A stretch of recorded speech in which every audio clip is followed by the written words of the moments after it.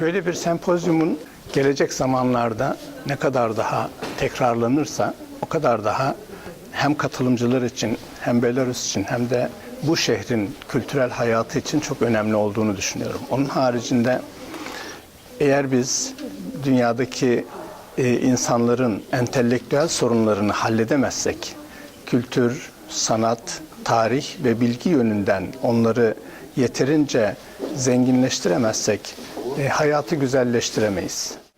Pek çok ülkenin birikimini bu sempozyum vesilesiyle buraya getirmiş oldular. Pek çok bakış açısını, pek çok düşünceyi aynı yerde buluşturdular. Bu çok büyük bir zenginliktir. Değişik coğrafyalardan ve değişik zaman dilimlerinden bilgi sahibi olmak ve onlar hakkında fikir yürütebilmek bir ülkeye farklı ve zengin bakış açıları kazandırır. Daha önce bir bilgi sahibi değildim.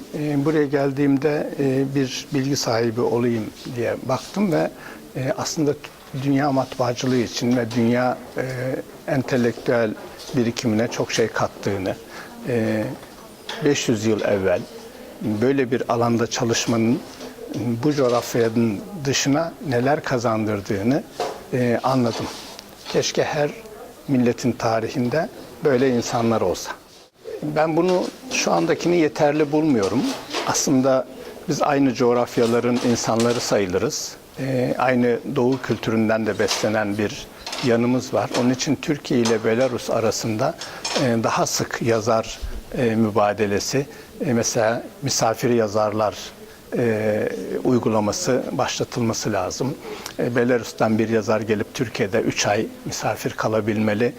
Türkiye'den bir yazar Belarus'a gelip burada 3 ay misafir kalabilmeli. Böylece ortak eserler ortaya çıkmaya başlar.